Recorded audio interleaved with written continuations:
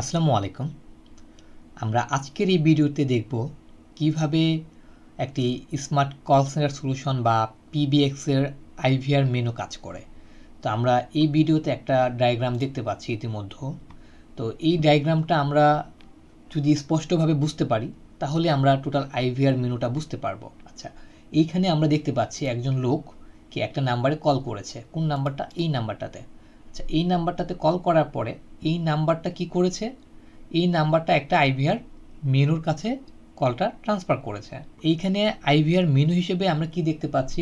1 2 3 এবং 0। আচ্ছা, তো এইটা আসলে কেন? এটা আসলে এমন হয় যে আসসালামু আলাইকুম, আমাদের XYZ কল সেন্টারে কল করার জন্য আপনাকে ধন্যবাদ, সেলসে কথা বলতে 1 চাপুন, বা ওই ডিপার্টমেন্টে কথা বলতে 3 চাপুন, বা ইনকোয়ারি ডিপার্টমেন্টে কথা বলতে 3 চাপুন, তাই না?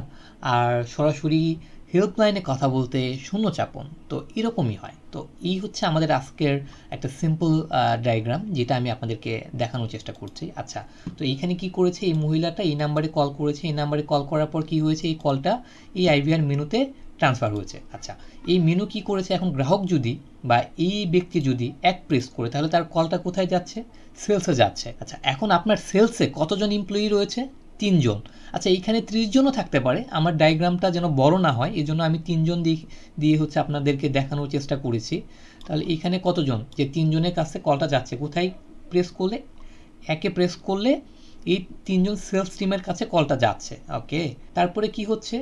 যদি 2-এ প্রেস করে, 2-এ প্রেস করলে কি এরকম আরেকটা আইভিআর মেনুও বানানো পসিবল। যখন 2-এ প্রেস করবে, নেক্সট আইভিআর এখানে লেখা আছে আপনাদের বোঝানোর সুবিধার্থে। নেক্সট আইভিআরে ক্লিক করলে কি হবে? এই ডায়াগ্রামটা ঘুরে আবার এরকম নতুন আরেকটা আইভিআর মেনু ক্রিয়েট করা যাবে। আচ্ছা, তারপর 3-এ প্রেস করলে কি হবে? আচ্ছা, 3-এ এখানে একটু খেয়াল করে দেখুন আপনারা। 3-এ কিন্তু 2টা ডেস্ক রয়েছে। একটা হচ্ছে কি ইনকোয়ারি ডেস্ক, আর একটা হচ্ছে কি সেলস ডেস্ক। তো আপনি চাচ্ছেন যে প্রেস করবে 3-এ, কিন্তু 2টা ডেস্কে কল যাবে। হ্যাঁ, এটাও পসিবল। উপরে যে 3টা সেলস আছে, এই 3 জনের কাছেও যেতে পারে, অথবা 3 জনের যে কোনো একজনকেও আপনি সিলেক্ট করে দিতে পারেন। আচ্ছা, যখন 0-তে প্রেস করবে তখন কোন ডেস্কে কল পাঠাচ্ছে?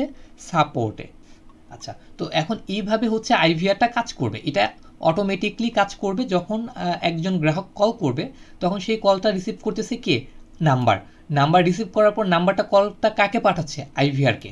আইভিআর কি করতেছে? গ্রাহক যে ডিপার্টমেন্ট চায় বা যে সংখ্যাটা প্রেস করতেছে, সেই সংখ্যা অনুযায়ী সেই নির্দিষ্ট ডিপার্টমেন্টে কি কলটা ট্রান্সফার করে দিচ্ছে আইভিআর। আচ্ছা, এখন এইখানে যে আরেকটা জিনিস আপনারা দেখতে পাচ্ছেন পাশে, ফরওয়ার্ডিং অফলাইন ডিপার্টমেন্ট, এইটার কাজ কি? আচ্ছা, এইটার কাজ হচ্ছে এই সেলসের এজেন্ট বা এই সেলসের কল সেন্টার প্রতিনিধি যদি অনলাইনে না থাকে, এখন তার একটা গ্রামীণ নাম্বার হইতে পারে। এখানে 3 জন সেলসম্যান আমরা দেখতে পাচ্ছি, 1 2 3 জন।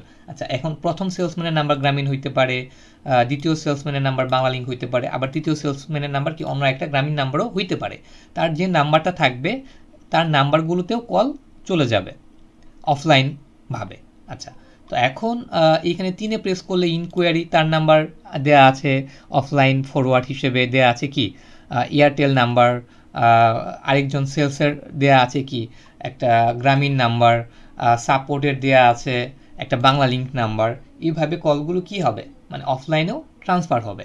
তো এইটা চাইলে হচ্ছে একজন গ্রাহক, দেখেন এখানে একটা ডায়াগ্রাম আছে, তো চাইলে সেইটা আইপি টেলিফোনেও ব্যবহার করতে পারবে, মোবাইলেও ব্যবহার করতে পারবে, আবার কি বাটন ফোনেও এইভাবে ফরওয়ার্ডিং হয়ে কলগুলো যাবে। তো এই ছিল হচ্ছে আইভিআরের ছোট এক স্ট্রাকচার। তো এই স্ট্রাকচারটা আমি আপনাদেরকে দেখানোর চেষ্টা করলাম আপনাদের সহযোগিতার জন্য। এছাড়াও আমার ইউটিউব চ্যানেলে আরও বিস্তারিতভাবে দেয়া আছে, কিন্তু ডায়াগ্রাম নেই, এই জন্য আমি ডায়াগ্রামটা বোঝানোর চেষ্টা করলাম। কিন্তু কল করলে কিভাবে কোন কল কোথায় পাস হয় সেইটাও আমার এই ইউটিউব চ্যানেলে ভিডিও আছে, আপনারা চাইলে আই বাটনে ক্লিক করেও দেখতে পারেন। তো এরকম নিত্য নতুন ভিডিও পেতে আমার এই ইউটিউব চ্যানেলটি এখনই সাবস্ক্রাইব করে রাখুন। দেখা হবে পরবর্তী নতুন কোনো ভিডিওতে। এই অবধি সকলে ভালো থাকুন, সুস্থ থাকুন। আসসালামু আলাইকুম।